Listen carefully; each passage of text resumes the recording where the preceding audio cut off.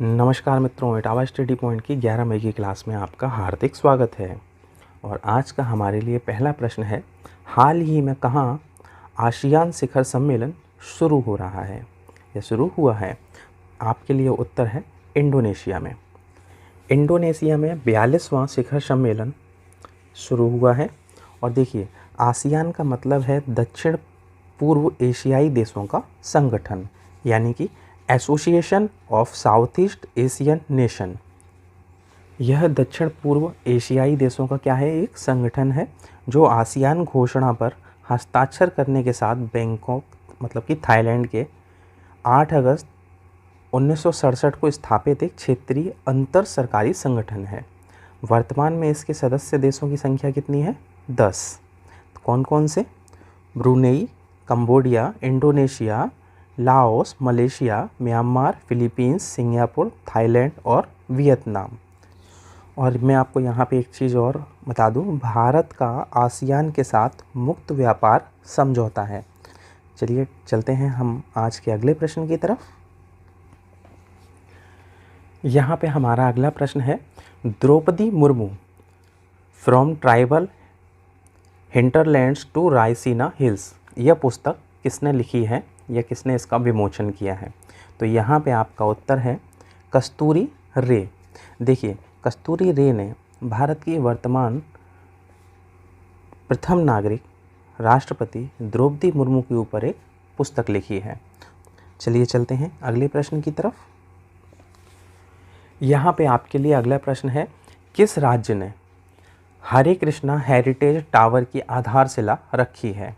तो यहाँ पे हमारा उत्तर है तेलंगाना राज्य के मुख्यमंत्री ने हरे कृष्णा हेरिटेज टावर की आधारशिला रखी है। देखिए, तेलंगाना के जो मुख्यमंत्री कौन है? चंद्रशेखर राव, यानी कि KCR ने हैदराबाद शहर के बाहरी इलाके कहाँ पे, नरसिंगी में 200 करोड़ रुपए की लागत से बनने वाले हरे कृष्णा हेरिटेज टावर की आधारशिला को रखा है। चलिए चलते हैं आज के अगले प्रश्न की तरफ। यहाँ पर आपके लिए अगला प्रश्न है, किस देश ने म्यांमार देश के सितवे बंदरगाह का संचालन शुरू किया? तो यहाँ पे हमारा उत्तर है भारत ने म्यांमार देश के सितवे बंदरगाह का संचालन शुरू किया। और देखिए, श्री शांतनु ठाकुर ने म्यांमार के रखने राज्य के सितवे बंदरगाह की शुरुआत करने के लिए उद्घाटन शिपमेंट के रूप में श्यामा प्रसाद मुखर्जी पोर्ट कलकत्ता से यहाँ के लिए एक पोत यानी कि MB-ITT लॉयन को हरी झंडी दिखाकर रवाना किया था। चलिए चलते हैं अगले प्रश्न की तरफ। यहाँ पे आपके लिए अगला प्रश्न है, बिंदिया रानी देवी ने किस खेल में भारत को पदक दिलाया? देखिए, यहाँ पे हमारा उत्तर है एशियाई भारोत्तोलन यानी कि वेट लिफ्टिंग में जो चैंपियनशिप हुई थी, बिंदिया रानी देवी ने भारत को रजत पदक दिलाया है। देखिए, भारत की वेट लिफ्टर बिंदिया रानी देवी ने साउथ कोरिया में चल रही एशियन वेट लिफ्टिंग चैंपियनशिप में सिल्वर मेडल जीता है। और देखिए, बिंदिया रानी देवी मणिपुर के इम्फाल वेस्ट से आती हैं, जहां पे वर्तमान में हिंसा हो रही है। तो चलिए चलते हैं यहाँ पे हमारे अगले प्रश्न की तरफ। तो यहाँ पे हमारे लिए अगला प्रश्न है, डिजिटल हेल्थ कार्ड बनाने वाला पहला राज्य कौन है? तो देखिए, उसका उत्तर है उत्तर प्रदेश। बच्चों का डिजिटल हेल्थ कार्ड बनाने वाला देश का पहला राज्य बन चुका है हमारा अपना उत्तर प्रदेश। चलिए चलते हैं अगले प्रश्न की तरफ। तो हमारे लिए अगला प्रश्न है, उत्तराखंड राज्य के किस मंदिर को राष्ट्रीय महत्व का मंदिर घोषित किया गया है? तो यहाँ पे हमारा उत्तर है तुंगनाथ मंदिर को राष्ट्रीय महत्व का मंदिर घोषित किया है। और यह मंदिर रुद्रप्रयाग जनपद में स्थित है और चौपता से 3 किलोमीटर की दूरी पर स्थित है। लंबे समय से भारतीय पुरातत्व सर्वेक्षण विभाग की ओर से तुंगनाथ मंदिर को राष्ट्रीय धरोहर घोषित करने की एक कवायद चल रही थी। ठीक है, और यह मंदिर, तुंगनाथ मंदिर, एशिया में समुद्र तल से सबसे ऊंचाई पर स्थित एक शिवालय है और यह उत्तराखंड के पंच केदारों में से एक है। और यहाँ पे मैं आपको बता दूँ, तुंगनाथ जो शब्द है, इसका शाब्दिक अर्थ क्या है? तो यहाँ पे इसका शाब्दिक अर्थ है चोटियों का भगवान। ठीक है, चलिए चलते हैं हमारे अगले प्रश्न की तरफ। तो यहाँ पे हमारा अगला प्रश्न है, हाल ही में कौन सी राज्य सरकार पुलिस विशेष अभियान यानी कि कौन सा अभियान, ऑपरेशन मर्यादा चला रही है? तो यहाँ पे हमारा उत्तर है उत्तराखंड। चलिए चलते हैं अगले प्रश्न की तरफ। देखिए यहाँ पे हमारे लिए अगला प्रश्न है, वॉर टाइम कवरेज के लिए किस प्रेस संस्था को पुलित्ज़र अवार्ड से सम्मानित किया गया है? तो देखिए यहाँ पे हमारा उत्तर है एसोसिएटेड प्रेस को यह सम्मान या अवार्ड मिला हुआ है।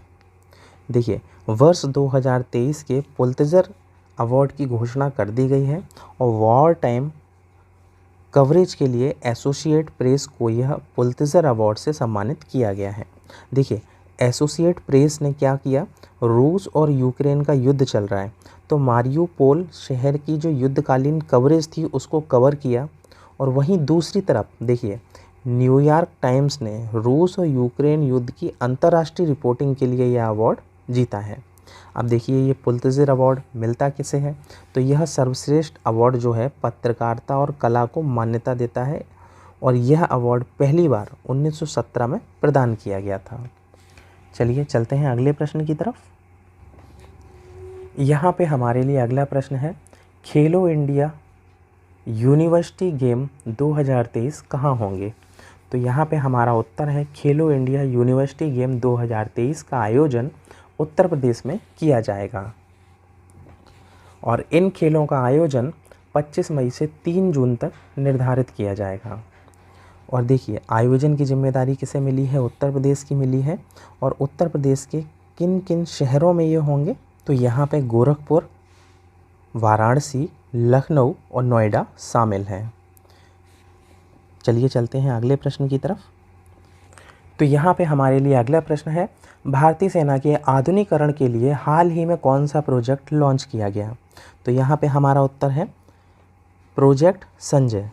और इस प्रोजेक्ट की जानकारी हमारे सेना अध्यक्ष मनोज पांडे ने दी है। प्रोजेक्ट संजय के साथ साथ भारतीय सेना हाईटेक हो रही है और अब प्रोजेक्ट संजय के जरिए सेना की निगरानी करने वाले सिस्टम को और भी हाईटेक बनाया जाएगा। प्रोजेक्ट संजय के अंतर्गत नया बैटल सर्विलांस सिस्टम BSS लाया जाएगा। इसे मैदानी, रेगिस्तानी और पर्वतीय क्षेत्रों में लगाया जाएगा। बैटल सर्विलांस सिस्टम क्या है? एक ऑटोमेटेड सिस्टम है जो कम्युनिकेशन को पहले से और अधिक बेहतर बनाएगा। तो आज की इटावा स्टडी पॉइंट की क्लास आपको कैसी लगी, एक बार कमेंट करके ज़रूर बताइएगा। धन्यवाद।